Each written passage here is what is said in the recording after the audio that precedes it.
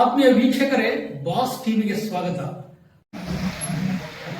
ಇಂದು ರಾಯಚೂರು ಜಿಲ್ಲೆಯ ಲಿಂಗಸೂರು ತಾಲೂಕಿನ ಸರ್ಕಾರಿ ಉರ್ದು ಹಿರಿಯ ಪ್ರಾಥಮಿಕ ಶಾಲೆ ಹಾಗೂ ಸರ್ಕಾರಿ ಹಿರಿಯ ಕನ್ನಡ ಪ್ರಾಥಮಿಕ ಶಾಲೆಯಲ್ಲಿ ಹೈದರಾಬಾದ್ ಕರ್ನಾಟಕ ವಿಮೋಚನಾ ದಿನಾಚರಣೆ ಆಚರಿಸಲಾಯಿತು. ಈ ಕಾರ್ಯಕ್ರಮಕ್ಕೆ ಲಿಂಗಸೂರು ತಾಲೂಕಿನ ಶಾಸಕರಾದ ಮಾನಪ್ಪ ಡಿ ವಜ್ಜಲ್ ಅವರು ಭಾಗವಹಿಸಿದ್ದರು.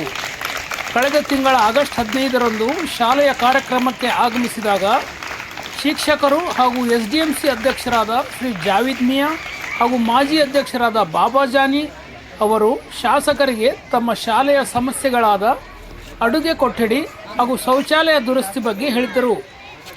ಶಿಕ್ಷಣ ಪ್ರೇಮಿಯಾದ ಶಾಸಕ ಮಾನಪ್ಪ ಡಿ ವಜ್ಜಲ್ ಅವರು ಎರಡೂ ಶಾಲೆಗಳಿಗೆ 20 ಲಕ್ಷ ಕಾಮಗಾರಿಗಾಗಿ ಮಂಜೂರು ಮಾಡಿಸಿದರು.